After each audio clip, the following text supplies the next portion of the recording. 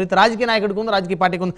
మనతోటి Telugu Desam party senior నాయకులు ఉగ్రాల సీతారాం గారు ఉన్నారు. ఉగ్రాల సీతారాం గారితో మాట్లాడదాం. సీతారాం గారు గుడ్ మార్నింగ్ అండి. గుడ్ మార్నింగ్ బ్రహ్మనాయుడు గారు. సో ముందుగా కంగ్రాచులేషన్స్ సీతారామయ్య గారు, మీరు కూడా బాగా కష్టపడుతున్నారు, జిల్లా మొత్తం కూడా పర్యటన చేసినట్టున్నారు.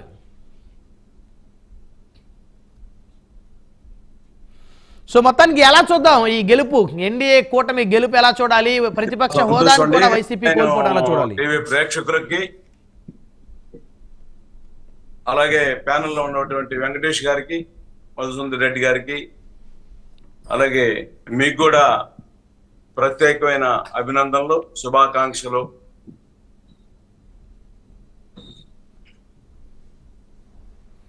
సో వినిపిస్తుందా సీతారామయ్య గారు? ఎందుకు వైఎస్ఆర్ కాంగ్రెస్ పార్టీ ఇంత ఘోరమైన పరాజయాన్ని చవిచూడాల్సి వచ్చింది?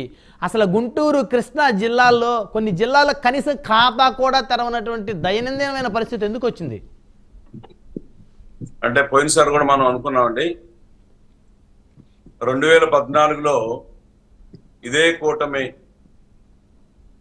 బీజేపీ, జనసేన, తెలుగుదేశం కలిసి పోటీ చేసి గెలిచారు.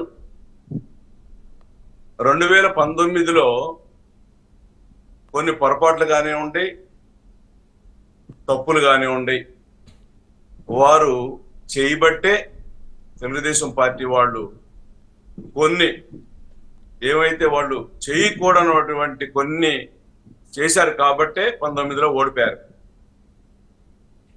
ఓడిపోవడానికి ఒక కారణం అయితే జగన్మోహన్ రెడ్డి గారు గెలవటానికి ప్రజలు ఏం ఆలోచించారంటే, రాజశేఖర రెడ్డి గారు చనిపోయి ఉన్నారు, జగన్మోహన్ రెడ్డి గారు ఒకసారి ఓడిపోయి ఉన్నారు, ఒక్కసారి జగన్మోహన్ రెడ్డి గారిని చూద్దాం, పరిపాలన ఎలా ఉంటుందని ఒక ఆలోచన కూడా 151 సీట్లు ఇచ్చారు.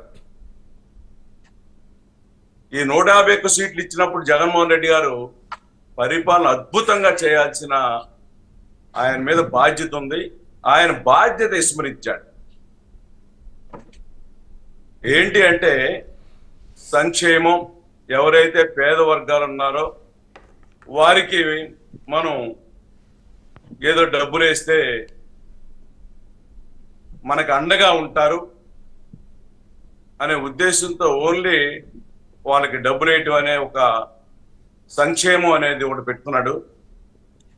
ఇవాళ వాళ్ళు ఎందుకు అంత ఘోరంగా ఓడించారు అంటే, అందరూ కూడా నా ఎస్సీలు, నా బీసీలు, నా ముస్లిమ్స్ అందరు నా సోదరులని ఆయన పదే పదే డయాస్ మీద చెప్పేవాడు. అయితే ఇవాళ ఆ ఎస్సీలు, ఆ బీసీలు ఏం ఆలోచించారంటే, నా పిల్లవాడు చదువుకొని ఉన్నాడు, ఉద్యోగం కావాలంటే ఉద్యోగం లేదు వాళ్ళ పిల్లవాడికి.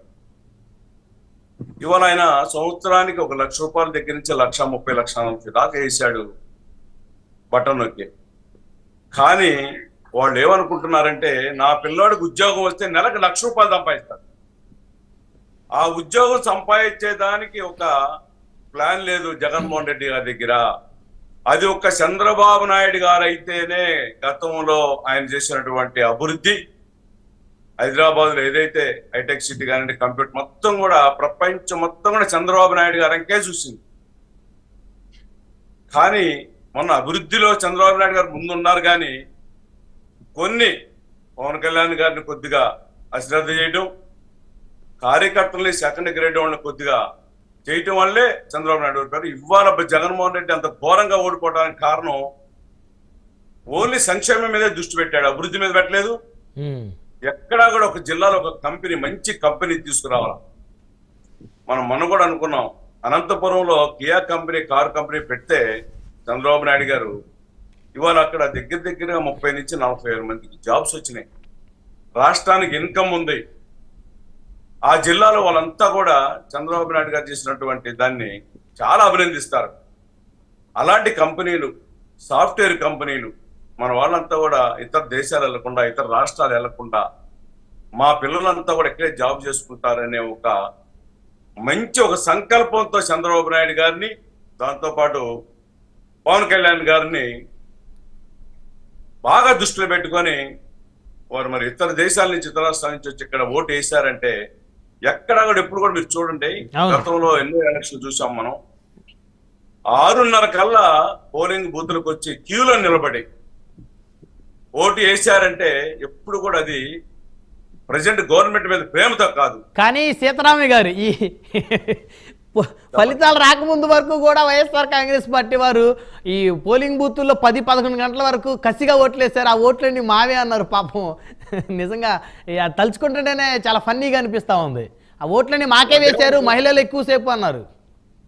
వాళ్ళు ఏమనుకున్నారంటే అండి, జగన్మోహన్ రెడ్డి గారు వాళ్ళ వైఎస్ఆర్ పార్టీ వాళ్ళంతా ఏమనుకున్నారంటే, మేమిచ్చిన సంక్షేమ కార్యక్రమాలు కానివ్వండి, మళ్ళీ మేము వచ్చి ఇంకా ఏదో చేస్తామనే, ఇంకా మీకు బాగా లబ్ధి చేస్తామనే ఒక దీని మీద ఈ ఓట్లన్నీ మాయ అనుకున్నారు.